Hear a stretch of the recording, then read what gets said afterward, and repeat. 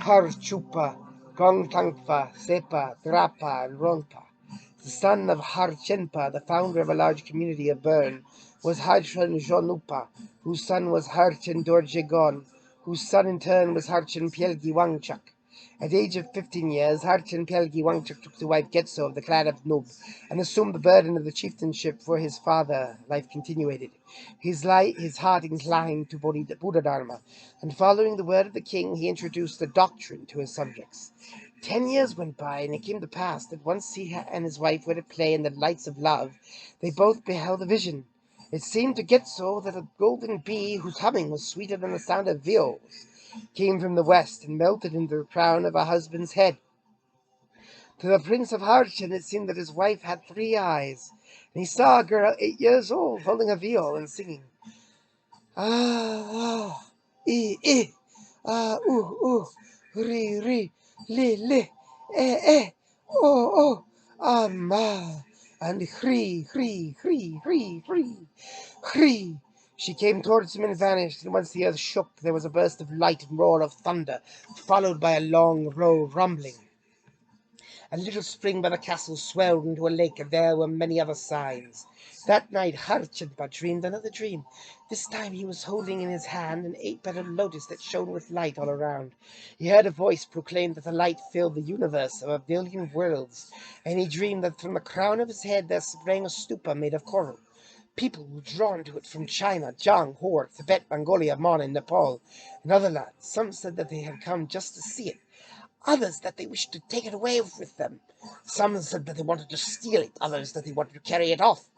In that same dream it seemed to Harshadva that in his hand he beheld a viol, though unplayed, filled the 3,000-fold universe with its melody, and from all these worlds inconceivable multitudes of people came and listened as though they would never be satisfied. Getso, for her part, dreamed that she was holding in her hand a necklace of conches and corals. From the corals there came large quantities of blood, while from the conches milk flowed in great abundance. She gave these substances to multitudes of people, but no matter how deeply they drank, they could not exhaust the flow which filled the world with amrita, red and white. And she heard a voice proclaim that the amrita would not run dry until the end of the age. At sunrise on the following morning there appeared a white-skinned maiden, whom they had never seen before. She was lovely, like a daughter of the gods. In the household of this princely father, she said, "The Buddha has arisen, the Dharma and the Sangha. Allah, Allah, this is marvelous wonder." And with that she vanished. For 9 whole months, vowel sounds and the words Hri Guru Padma Vajraya, as well as the mantras of the secret mantra, could be heard clearly, continuously resounding, mostly in the Sanskrit tongue, and at length as the sun rising on the 10th day of the monkey month in the bird year, Getso gave birth without travail.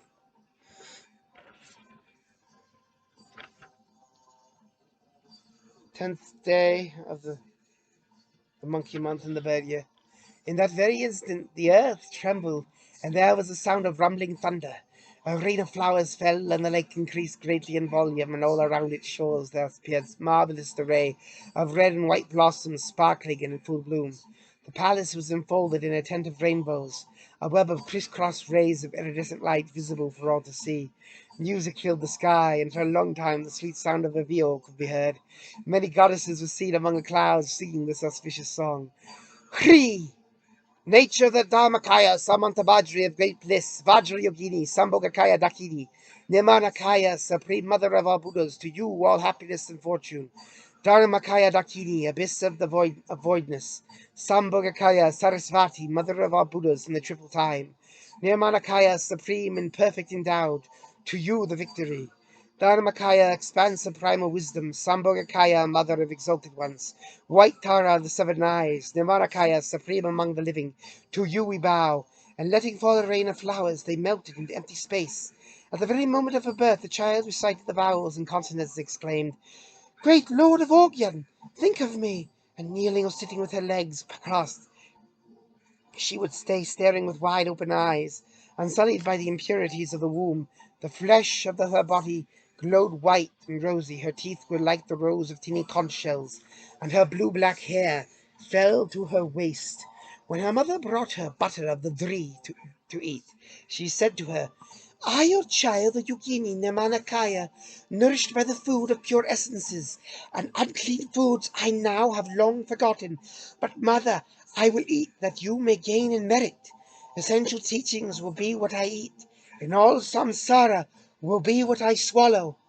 Awareness, pristine wisdom will now be my fill. Ah, yea." And with these words she ate the butter. Her father, Lord of Harchen, exclaimed, "This daughter of mine is far superior to other children. Either she'll become a great Buddhist or burn Po meditator, or she'll be a consort to the great king." And since our lake grew so much in size that when she was born, she shared the name of Tsogyal, Sea of Victory. After only a month, the baby had the appearance of an 8-year-old child, and thinking that no good would come of it if people found out, her parents kept her hidden until she was 10. By that time, Tsogyal had grown into a lovely girl, whose beauty, nonetheless, was now well known to everyone. Crowds would come from Tibet, China, Mongolia, Jong, Gen, and Nepal simply to see her. Samahe Ithi. Disciple of the Guru. Now it happened that the Lord of Harchen in Getso took counsel with his household, and all agreed that Tsogyal should be married to no one but the king, for they reasoned that if she was bestowed on an ordinary suitor, the others would certainly be offended, and disputes would break out. She was therefore given to none of the young men who had come to seek her hand, and they were all sent home. But then unexpectedly the Lord of Harchu, Pelgi Jonu, arrived, and also Dorji Wangchuk, the Lord of Surhar. Each had brought with them a caravan of 300 horses, mules, laden with gifts. Of course, they both demanded Tsogyal in marriage, and so because to give her to one who would upset the other, it was finally decided that Tsogyal herself should be consulted. "I will go with neither of them," she cried, "for then I will sink into a woeful prison of samsara, and it will be hard indeed to escape from it. What misfortune, mother, father, I beg you think of this." But though she begged and begged, they were deaf to her pleas. "I believe," declared her father, "that there is no one better than either of these suitors. Therefore do not be so insolent and ungrateful, girl.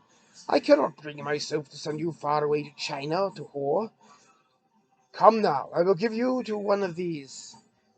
To the two rivals he said, "My daughter says that she does not wish to go with either of you. On the other hand, if I give her to one, the other will be displeased and will cause me trouble.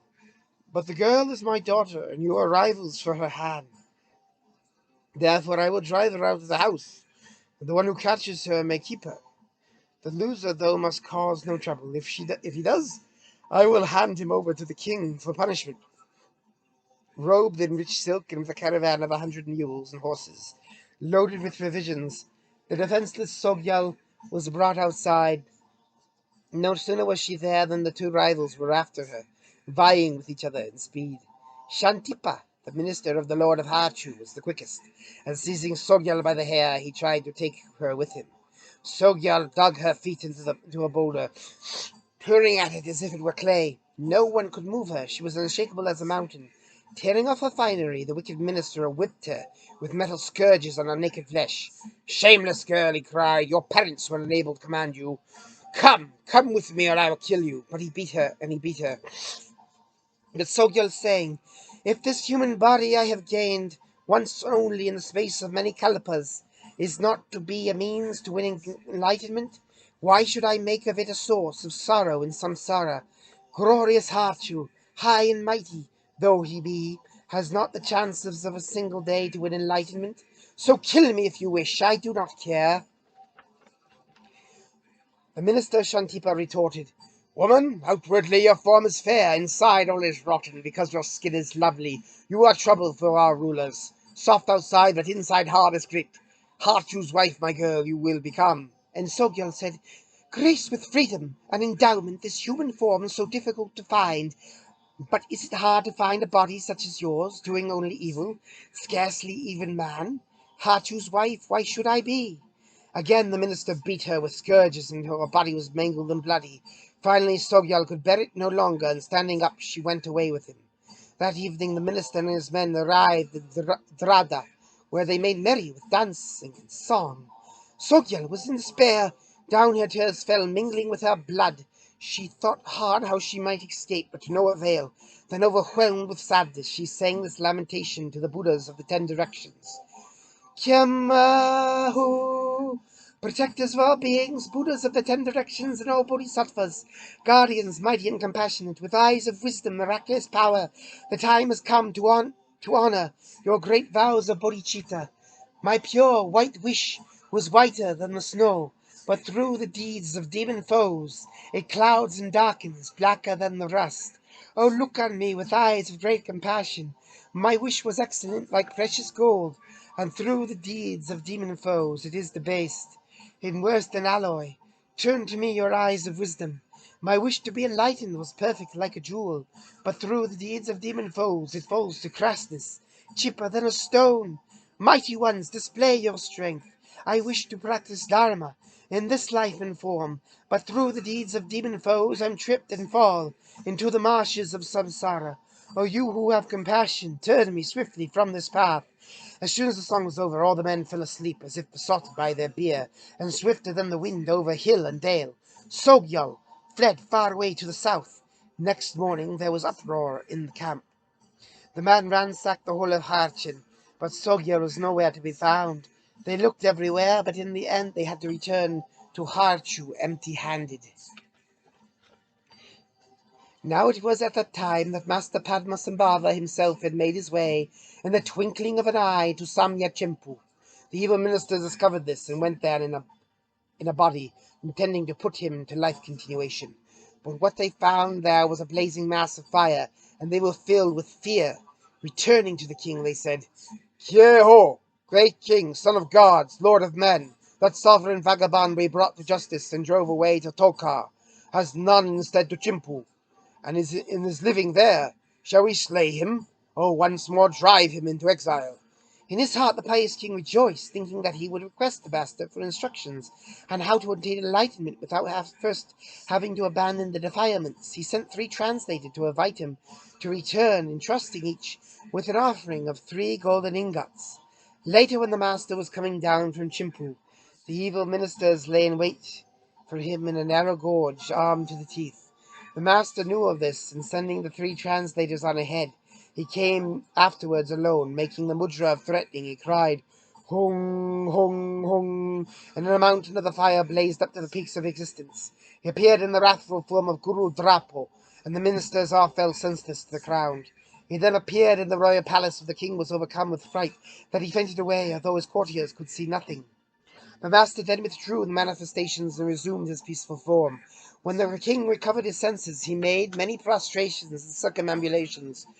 He prepared incense, Ganashakra feast offering, and made the request that he had planned earlier. But the master said to him, The time for revealing the secret mantra has not yet come. Train your mind in the practices of the other vehicles, and this time next year I will teach you. Meanwhile, Yeshe Tsogyal was in hiding in the ravine of Onfu Topsang, where she sustained herself with fruit, and clothed herself with the lichen of the trees. But the lord of Sirha learned where Tsogyal had gone, and sent a force of 300 men to search for her. Discovered once again, Tsogyal was carried helplessly away. Harjupa heard of this, and sent word to the lord of Harchin, Tsogyal's father. High Prince Pyelgi Wangchuk, your daughter, though bestowed on me, has fled, and I fear was found in Surhar, in a distant land. What has happened? Is this truth or lies?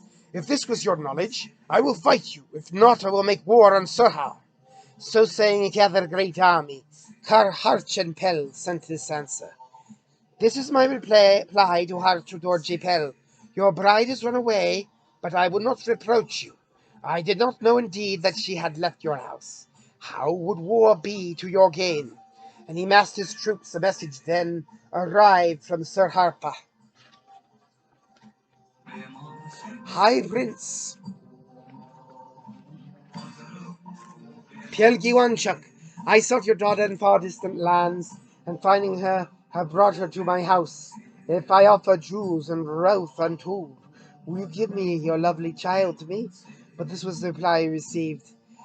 The agreement that we made was binding. The quicker of the two could have her. If now I take an offering for my daughter, there will have to be a fight.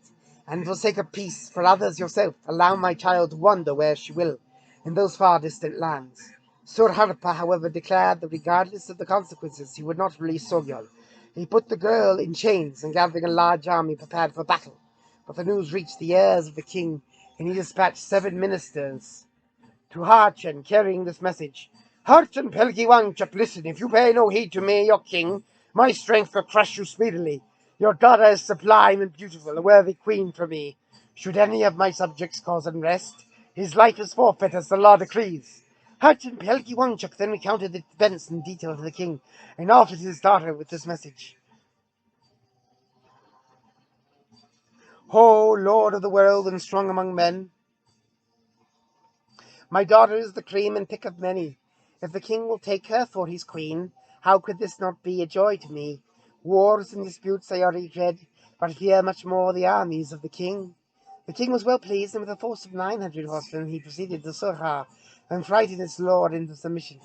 Now, if truth be told, Harchin Pilgi Wanchuk had altogether 3 daughters. The eldest was Dechan So. He bestowed on her Tudor Jepel, who was very pleased. The second, whose name was Nima So, he gave to Surhar Jonu Pel, who was likewise satisfied. And the youngest Tsogyal was received in marriage by the king himself. Thus, though the original hopes of the 2 suitors were dashed, the disturbance subsided naturally and peace prevailed, and Tsogyal, bedecked with jewels of every kind and clothed in garments of the richest silk, made her way to Samye, accompanied by the king's welcoming envoys. There the king feasted for 3 months in celebration of his marriage. Because Tsogyal had faith in the Buddha Dharma, she was made the steward of religion. Many learned teachers instructed her in the arts of reading and grammar, the 5 major witships, and all religious and secular wisdom. And in all of this, a few symbolic indications sufficed for her to understand completely. It was at this time the king made his invitation to the great master Padmasambhava. He set a throne of precious substances and offered an immense Ganashakra feast. He poured out a mass of worldly riches as high as a mountain, laying out heaps of gold upon a silver mandala and heaps of turquoise upon a golden mandala.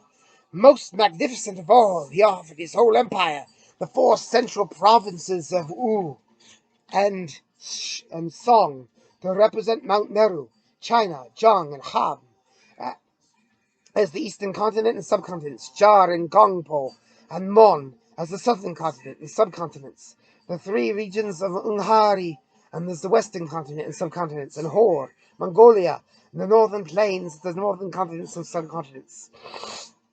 As an offering of all the pleasures of the senses, the king presented his entire kingdom together with his queen. Then, making 9 times 9 prostrations, he made his request. Great Guru, precious one, all my realm I lay before you as a mandala. Precious master, behold my offerings. All beings, gods, and men, you have always beheld them in your great compassion. I pray you now, bestow on me that supreme doctrine beyond the karmic law of cause and fruit. The secret mantras not to be numbered among ordinary teachings, the particular instructions whereby Buddhahood is instantaneously achieved in this very life and body. In reply, the great Guru saying, Emma-ho, great king and great and pious king, pay heed to me. From the lotus field of great felicity, devoid of place or bearings, nowhere found, a globe of light, the Vajra, body, speech, and mind, of Amitabha, free from birth and life continuation, came forth upon a lotus cup, uncaused, unwrought, floating on an ocean vast, unbounded. Thence am I. No father, no mother, no lineage have I. Wondrous I have arisen of myself. I was never born, and neither shall I die. I am the enlightened, I am the lotus-born.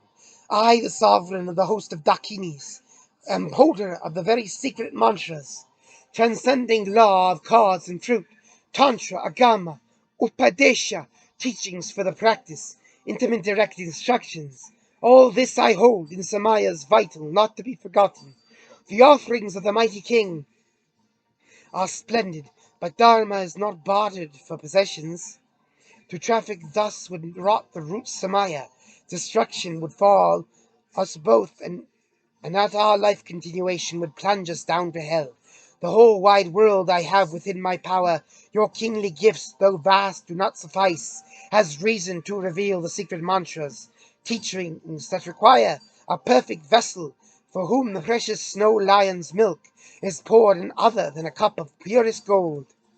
The vessel breaks, the milk is lost, and so I keep these teachings hidden, sealed within my heart.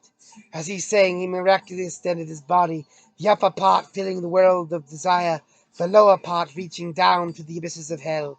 Then, in the aspect of a human teacher, he took his seat upon the throne, the king prostrated, throwing himself to the ground like a collapsing wall. "Great master," he begged, "am I the king, and yet lack fortune? Am I unsuitable as a vessel for the secret mantra teachings?" And he struck his body against the ground, weeping. Guru Rinpoche replied, "Great king, listen to me. Ammaho, the secret mantra is called secret, not because it harbors any defect, but rather it is hid from narrow minds upon the narrow paths. But you, O king, are fortunate indeed, with wisdom, breadth of mind, and understanding. Your samaya and your faith are irreversible, and with devotion you rely upon your teacher. By sensual desire, I am utterly unstrained. The fault of carnal longing is unknown to me. But in presence of the secret mantra, the presence of a woman is required. She must be faithful, of good fortune, and pure in her samaya. She must be fair and excellently wise, skilled and graced with qualities of mercy, unreserved and open-handed giving, a perfect wisdom dakini indeed. If such a one is lacking, there will be lack the elements that bring about the ripening and freedom of the mind. The fruit of secret mantra will be slow to come. Now in Tibet, this land beneath the sun, widespread are the devotees of tantric practice, who gain the fruit as rare as daystar. Therefore will I open, mighty king, the door of secret mantra. And with these words the Guru appeared in the form of Vajradhara. Forthwith the king prostrated, striking his head on the ground, and he offered the lady Tsogyal, together with the 5 substances of Samaya. The king was well pleased, and made Tsogyal his consort, the first of his 6 consorts. He bestowed empowerment upon her, and they went to Chimpugyu, where they practiced in secret. Samaya ithi gya gya gya. And that brings us up to the teaching and instruction.